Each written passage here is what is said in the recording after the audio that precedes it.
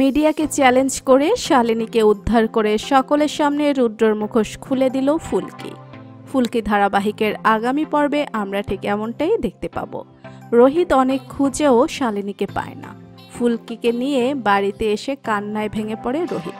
বাড়ির সবাই রোহিতকে বোঝায়, ফুলকি অনেকটা বোঝাতে পারে। ফুলকি রোহিতকে বলে এবার একটু চেঞ্জ করে রিল্যাক্স করুন। তখনই অংশু এসে জানায় এখনো শালিনীকে খুঁজে পাওয়া যায়নি। ঠিক তখন নিচে রুদ্র আসে। সবাই ছুটে যায় রুদ্রর কাছে।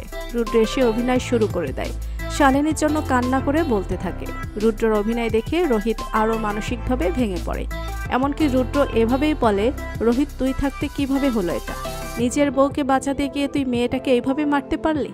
তুই একটা স্বার্থপর, আমি তোকে ছাড়বো না। এসব বলেই বেরিয়ে পড়ে। বাড়িতে মিডিয়া পাঠিয়ে দেয় রুদ্র। মিডিয়ার বাজে প্রশ্নের মুখে রোহিত আরও ভেঙে পড়ে। ঠিক তখনই রুখে দাঁড়ায় ফুলকি। মিডিয়াকে যোগ্য জবাব দিয়ে দেয় সে। তো বন্ধুরা, কি হবে এবার?